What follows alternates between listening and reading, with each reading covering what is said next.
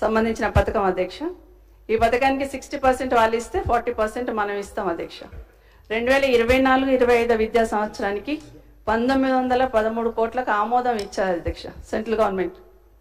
కేంద్రం 3 ఇన్స్టాల్మెంట్స్ విడుదల చేస్తూ ఉంటారు అధ్యక్ష. మన వాటా కింద ఈ ప్రభుత్వం కూడా వాటా కింద చెల్లిస్తేనే వాళ్ళు కూడా రిలీజ్ చేస్తారు అధ్యక్ష. కానీ 3వ ఇన్స్టాల్మెంట్ ఏదైతే ఉందో 242 కోట్లు సెంట్రల్ గవర్నమెంట్ రిలీజ్ చేసినా రాష్ట్ర ప్రభుత్వం తన వాటా కింద విడుదల చేయాల్సిన 160 కోట్లు విడుదల చేయకపోవడం వల్ల ఈ అమౌంట్ అంతా కూడా ఆగిపోవడం జరిగింది అధ్యక్ష. మరి రాష్ట్రానికి రావాల్సిన 250 కోట్లు రాష్ట్రం నష్టపోయింది అధ్యక్ష. ఇది గమనించున్నారో లేదో ప్రభుత్వంలో ఉన్న పెద్దలు ఒకసారి పరిశీలించుకోమని చెప్తా ఉన్నాను అధ్యక్ష. ఎట్లాగో తెలంగాణ ప్రభుత్వం నిధులు ప్రభుత్వం మాకు అప్పుల పాలైపోయిందని చెప్తా ఉన్నారు కదా, 1600 కోట్ల కన్నా ఎక్కువ ఖర్చు పెట్టరేమని కేంద్ర ప్రభుత్వం ఈసారి సమగ్ర శిక్షణలో 2025-26కి సంబంధించి 1600 కోట్లే పెట్టేసింది అధ్యక్ష. అంటే లాస్ట్ టైం కట్టలేదు కాబట్టి 1900 కోట్లు ఇచ్చినా కూడా వాడుకోలేదని 1600 కోట్లకే సీలింగ్ పెట్టిన్నారు అధ్యక్ష. అంటే 300 కోట్లు మన రాష్ట్ర ప్రభుత్వం నష్టపోయినట్టే కదా అధ్యక్ష. మరి ఇది ఎవరి వైఫల్యమని ఈ ప్రభుత్వాన్ని మీ ద్వారా అడుగుతున్నాను అధ్యక్ష. అసలు ముఖ్యమంత్రి గారే స్వయంగా చూస్తున్న విద్యాశాఖకి సెంట్రల్ గవర్నమెంట్ సంబంధించిన పథకాలకి నిధులు జమ చేయకపోతే వైఫల్యం ఎవరిది అనేది ఖచ్చితంగా ప్రశ్నించుకోవాల్సిన అవసరం ఉందని మీ ద్వారా తెలియజేస్తున్నాను అధ్యక్ష.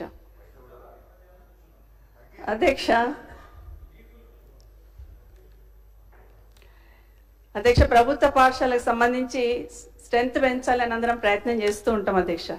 దానికి అన్ని రకాలుగా కూడా ఆలోచిస్తూ ఉంటాం. ఎందుకు రావట్లేదు ప్రభుత్వ పాఠశాలకు, ఏ రకమైన చర్యలు తీసుకోవాలి, ఏ విధంగా పెంచడానికి అవకాశం ఉంటుందని ఆలోచిస్తూ ఉంటుంది అధ్యక్ష ప్రభుత్వంలో ఎవరమైనా కూడా. ఇంతకుముందు గౌరవ శాసనసభ్యులు సాంబశివరావు గారు మాట్లాడినట్టు అధ్యక్ష, ఇంగ్లీష్ మీడియం గురించి పెడుతున్నప్పుడు ఎందుకు తగ్గుతున్నారు గవర్నమెంట్ స్కూల్స్కి రావడానికి అని అడిగినప్పుడు మాట్లాడుతున్న సందర్భంలో చాలా మంది చిన్న చిన్న ఉద్యోగాలు చిన్న చిన్న పనులు చేసుకుంటున్న లేబర్ వాళ్ళు కూడా వాళ్ళు చెప్పే సోదరులు చెప్పింది ఏంటంటే సమాజంలో ఇంగ్లీష్ మీడియం కంపల్సరీ కాబట్టి ఇంగ్లీష్ మీడియం ఉంటుందని మేము ప్రైవేట్ స్కూల్స్కి వెళ్తున్నామని చెప్తా ఉన్న సందర్భంలో ఆ రోజు కేసీఆర్ గారు మనం కూడా ఖచ్చితంగా ప్రయత్నం చేయాలి, మన దగ్గర ఉన్న ఉపాధ్యాయులు ఏం తక్కువలు గారు, వాళ్ళకు ఖచ్చితంగా చెప్పగలుగుతారు, వాళ్ళకు కొంత ట్రైన్ చేస్తే సరిపోతుందన్న ఉద్దేశంతో ఇంగ్లీష్ మీడియం స్కూల్ స్టార్ట్ చేయాలని అంచెల వారిగా చేయాలని ప్రయత్నం చేసినాం అధ్యక్ష. ఆ రోజు ఒకేసారి తెలుగు మీడియం పిల్లలు ఇంగ్లీష్లో చదవాలంటే కష్టం కాబట్టి వాళ్ళకు బుక్స్ కూడా ఇవ్వడం కానీ మిగతా కూడా అన్ని రకాలుగా అందించే ప్రయత్నం చేసిన సందర్భంలో టీచర్స్ అందరు కూడా అధ్యక్ష ఇంగ్లీష్ మీడియం ప్రవేశపెడుతున్నాము గవర్నమెంట్ స్కూల్స్లో అంటే పిల్లల కన్నా ఎక్కువ టీచర్స్ సంతోషపడ్డారు అధ్యక్ష. పిల్లలు ఏ విధంగా అయితే వెళ్ళి చదువుకుంటారో ఆ విధంగా వాళ్ళు కూడా వెళ్ళి ట్రైనింగ్ తీసుకున్నారు అధ్యక్ష. నిజంగా తెలంగాణ టీచర్స్ అందరిని కూడా అభినందిస్తున్నాను అధ్యక్ష, ఆ విధంగా వాళ్ళు చొరవ తీసుకున్నందుకు. అయితే ఈరోజు 10th వరకు కూడా దానికి మెల్లమెల్లగా అప్గ్రేడ్ చేసుకుంటూ పోయినాం అధ్యక్ష. అదే కాకుండా ఎన్నో రకాల చర్యలు తీసుకుంటేనే స్కూల్స్లలో స్ట్రెంత్ పెరగడానికి అవకాశం ఉంటుంది అధ్యక్ష. ఒకటి మాత్రం స్కూల్లో స్ట్రెంత్ తగ్గుతున్నప్పుడు గతంలో ప్రభుత్వము అధికారంలోకి రాకముందు బీఆర్ఎస్ పార్టీ అధికారంలో ఉన్నప్పుడు ఏం చెప్పారంటే అధ్యక్ష, అసలు గవర్నమెంట్ స్కూల్స్ అన్ని క్లోజ్ అయిపోతా ఉన్నాయి, దాదాపుగా 600 స్కూల్స్ క్లోజ్ అయినాయి అని ఒక నెపం నెట్టేశారు అధ్యక్ష. కానీ ఈరోజు అధ్యక్ష ఈ ప్రభుత్వం హయాంలో నేను చెప్తున్నాను అధ్యక్ష, దాదాపుగా 1913 స్కూల్స్ 0 ఎన్రోల్మెంట్ అని క్లోజ్ చేశారు అధ్యక్ష. 400 స్కూల్స్ రేషనలైజేషన్ అని టీచర్స్ అందరినీ వేరే దగ్గర షిఫ్ట్ చేశారు అధ్యక్ష. దయచేసి ఒకసారి రివ్యూ చేసుకోండి, వాస్తవం ఎంతవరకు ఉంది, ఏం జరుగుతుంది అనేది ఒకసారి రివ్యూ చేసుకోవాలి అధ్యక్ష. ఇంకొక మాట ఏం చెప్పారు అధ్యక్ష, అప్పుడు 6000 స్కూల్ క్లోజ్ అయినాయి అధ్యక్ష. కేసీఆర్ గారు ఉన్నప్పుడు 6000 స్కూల్ క్లోజ్ అయినాయని గౌరవ ముఖ్యమంత్రి గారు చెప్తున్నాను, వస్తున్నాను అక్కడికి. ముఖ్యమంత్రి గారు పిసిసి ప్రెసిడెంట్గా ఉన్నప్పుడు ఒక విమర్శ చేశారు అధ్యక్ష. నా రిక్వెస్ట్ ఏంటంటే అధ్యక్ష ఈ ప్రభుత్వానికి, మరి అప్పుడు 6000 స్కూల్ అన్నారు, ఇప్పుడు 6000 స్కూల్ అంటే 12000 స్కూల్ క్లోజ్ అయినట్టేనా అధ్యక్ష? అంగీకరిస్తారా మీరు? నేనేమంటున్నంటే ఈ స్కూల్స్ ఏవైతే ఉన్నాయో మీరు మాట్లాడినప్పుడు ఒక్క మాట మాట్లాడలేదండి. మేము తప్పు మాట్లాడితే మీరు సెట్ చేయండి.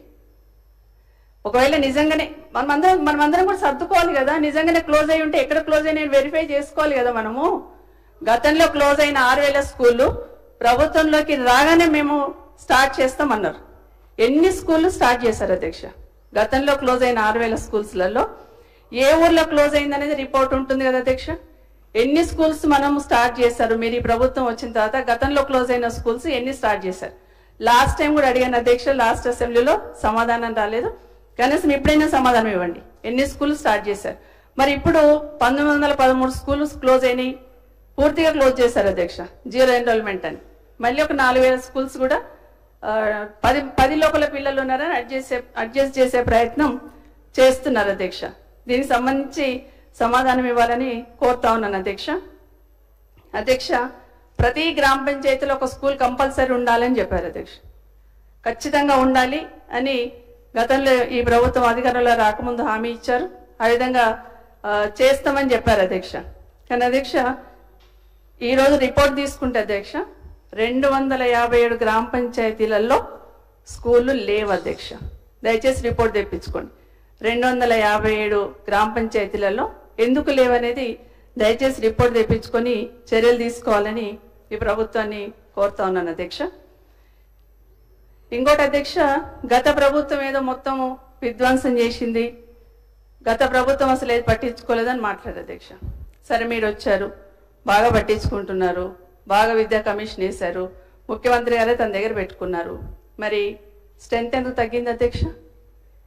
ఈరోజు గవర్నమెంట్ స్కూళ్ళలో తగిన స్ట్రెంత్ ఎంత తెలుసా అధ్యక్ష? 3,60,000 విద్యార్థులు. అరే తగ్గింది చెప్తున్నానండి సార్. అధ్యక్ష, నేను వారు కూడా సీనియర్ మంత్రిగా కూడా చేశారు అధ్యక్ష. మేమేమంటలేము అధ్యక్ష. We would like to set right. ఈరోజు విద్య, వైద్యం మా ప్రధాన ధ్యేయం అధ్యక్ష. దాంట్లో భాగంగానే మీరు మంచి సజెషన్స్ ఇవ్వండి అధ్యక్ష. కుప్ప కూలిపోయిన 10 సంవత్సరాల విద్యా వ్యవస్థను సరి చేయడానికి సమయం పడుతుంది అధ్యక్ష. ఈ సంవత్సరం 79 పాఠశాలలను తిరిగి ప్రారంభోత్సవం చేయడం జరిగింది. నేను ఇక్కడ మా పెద్దలు కడియం శ్రీహరి గారు విద్యాశాఖ మంత్రిగా ఉండే అధ్యక్ష. మేము చూసాం పేపర్లో కూడా. ఒక్కసారి వారు ఎన్ని మార్లు కోరినా ఒక్కసారి కూడా అప్పుడున్న ముఖ్యమంత్రి గారు దానిపైన సమీక్ష చేయలే. అదే అధ్యక్ష, వారు అనేక సందర్భాల్లో ప్రయత్నం చేసినప్పటికీ చేయకుండా ఏం చేస్తారు? ఈరోజు విద్యాశాఖకు సంబంధించి మేము చెప్తా ఉన్నాం అధ్యక్ష. ఎన్ని స్కూల్స్ ఓపెన్ చేశారని అడిగారు మేడం. 79 స్కూల్స్ ను ఓపెన్ చేసినాం. ఆ విద్యాశాఖకు సంబంధించి నేను పెద్దలు హరీష్ రావు గారిని కూడా కోరుతా ఉన్నాను అధ్యక్ష. ఈరోజు నేను చెప్తా ఉన్నాం అధ్యక్ష, విద్యాశాఖకు సంబంధించి స్కూల్స్ ఓపెన్ చేయాలి. ఏ విధంగా ఓపెన్ చేయాలి అధ్యక్ష? పాఠశాలలో ఆనాడు ప్రభుత్వం అనుసరించిన వ్యూహమో పథకమో మొత్తం స్కూళ్ళన్నీ బంద్ చేయాలనే ఆలోచనతోనే ఒక్క టీచర్ను డిఎస్సి ద్వారా నియామకం చేయకుండా ఉంటే స్కూల్స్ అన్ని కూడా బంద్ కావడం జరిగింది అధ్యక్ష. ఈరోజు మేము డిఎస్సి పెట్టి 11,000 పైచిలకు విద్యార్థుల టీచర్స్ ను ఎంప్లాయ్మెంట్ చేస్తే ఈరోజు నేను చెప్తా ఉన్నాం అధ్యక్ష. ఈ విధమైన ప్రయత్నం జరుగుతూ ఉన్నప్పుడు మేడం గారు మరి రికార్డు స్ట్రైట్ గా ఉండాలని చెప్పాం అధ్యక్ష. మీరు మంచి సూచనలు ఇవ్వండి. Over a period of time విద్యకు సంబంధించి అధ్యక్ష, విద్యార్థులు ఎందుకు తక్కువైనారంటే ఒక్క సంవత్సరంలోనే మేమిచ్చే ట్రస్ట్, మేమిచ్చే వాల్యూ ప్రపోజిషన్, ఈరోజు విద్యకు సంబంధించి ప్రభుత్వం పూర్తి స్థాయిలో కేంద్రీకరించి పనిచేస్తుందని ఒక నమ్మకం